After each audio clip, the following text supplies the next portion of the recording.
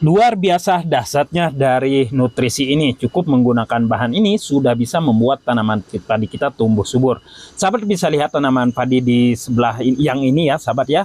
Ini beda penanamannya dengan yang di bawah ini. Bedanya 2 minggu sahabat ya. Di sebelah kanan ini sahabat ya, itu ditanam 2 minggu lebih. Sedangkan ini 2 minggu belakangan. Tetapi buahnya sudah mengeluarkan malai serempak. Sedangkan ini belum sama sekali, padahal duluan ditanam. Nah, untuk tanaman padi ini kita menyerapnya memakai pupuk cair untuk tanaman padi, sehingga membuat tanaman padi kita itu pertumbuhannya cepat dan maksimal, yaitu lebihnya pupuk perangsang bunga dan buah untuk tanaman padi. Nah, untuk tanaman lainnya seperti tanaman jeruk yang ingin cepat berbuah, yang pendek, kecil, dan cepat berbuah, sahabat bisa menyerapnya menggunakan ini, dan hasilnya juga bagus. Nah, tanaman yang tahunan juga sahabat bisa lakukan sistem kocor juga kalau tanamannya memang besar sahabat ya. Ini bagus sekali sahabat ya, maupun untuk tanaman lainnya seperti tanaman buah sahabat ya, dan tanaman pete dan juga tanaman lainnya sahabat. Biar hasilnya maksimal sahabat ya, yang perlu sahabat ketahui adalah ketika penyepraian untuk tanaman padi itu dipastikan adalah fase-fase generatif. Fase-fase ini adalah di fase di mana tanaman padi itu sangat membutuhkan nutrisi yang cukup sahabat ya, sehingga entar tanaman padi kita tumbuh subur dan juga buahnya menjadi berat. Oke sahabat, pertama dari pembuatan pupuk organik cair untuk tanaman padi hanya bermodalkan bahan sederhana saja, kita sudah bisa memaksimalkan buah pada tanaman padi tersebut. Nah, untuk bahan-bahannya sahabat, pertama-tama adalah di sini ada maizon seperti di awal video ya, dan banyak kandungan maizon ini sehingga saya pakai isotonik merek dagang maizon ya. Ini ukurannya yang harus kita pakai itu adalah 500 ml, dan vitamin-vitamin yang ada pada maizon yaitu vitamin B1 ya sahabat, lumayan banyak, dan vitamin B3, vitamin B6, vitamin B12. Dan yang ada kelebihannya ini adalah ada kaliumnya sahabat ya. Nah, kalium ini sampai 35 mg sahabat. Dan untuk bahan-bahan lainnya sahabat, di sini sahabat bisa lihat ada Yokul. Tapi untuk Yokul ini sahabat ya, bisa kita pakai dan juga bisa tidak. Tetapi harus kita maksimalkan untuk bisa memakainya. Kalau tidak ada Yokul, sahabat bisa pakai E4 ya. Dan E4 ini adalah sebagai mikroorganisme pengurai dari bahan-bahan ini sahabat ya. Dan inilah bahan-bahannya sahabat ya, yang perlu sahabat lihat. Oke, pertama-tama di sini kita pecahkan dulu telurnya sahabat ya. Nah, telur ini yang kita ambil itu adalah kuningnya saja sahabat ya, seperti ini.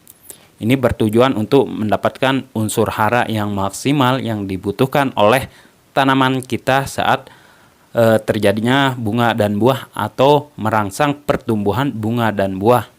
Nah, ini telur yang kedua sahabat ya. Telur ini yang kita pakai 2 biji saja ya. Dan setelah ini jangan lupa untuk kulit telurnya ini sahabat ya, kita langsung remas aja seperti ini, karena banyak banget terkandung unsur-unsur yang dibutuhkan pada tanaman kita, yaitu kulit telur ini sahabat ya. Oke, bahan seterusnya maizon sahabat ya. Seperti yang saya sebutkan barusan, maizon atau mau Pocari Sweat harus 500 ml atau setengah liter yang kita pakai sahabat ya, untuk mendapatkan bahan-bahan atau pembuatan pupuk organik cair perangsang bunga dan buah yang kita butuhkan sahabat. Oke sahabat, saya lupa ya, barusan saya tidak mengeluarkan di awal video. Yang kita pakai di sini juga adalah pecin ya. Di sini saya memakai pecin yang bermerekkan Galaxy.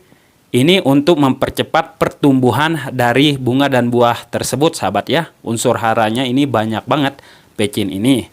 Dan kedua, untuk menyegarkan bunga pada tanaman kita sahabat ya. Untuk ukuran pecin ini di sini kita pakai 2 sendok yang agak besar sahabat ya untuk pecin ini. Untuk pecinnya bebas mau merek Sasa atau Jinomoto, itu bebas sahabat ya. Dan setelah kita taruh pecinnya di sini sahabat ya, harus 2 sendok. Setelah itu baru kita ini ya, campur haluskan dulu. Setelah itu baru kita taruh bahan selanjutnya sahabat ya. Di sini bahan selanjutnya yaitu Yakult. Seperti yang saya sudah bilang barusan juga sahabat ya, untuk Yakult bisa memakai E4 juga sahabat ya. Tetapi untuk hasilnya saya suka memakai Yakult sahabat ya, karena mikroorganisme yang sudah difermentasi secara semula jadi yaitu Yakult sahabat ya. Setelah ini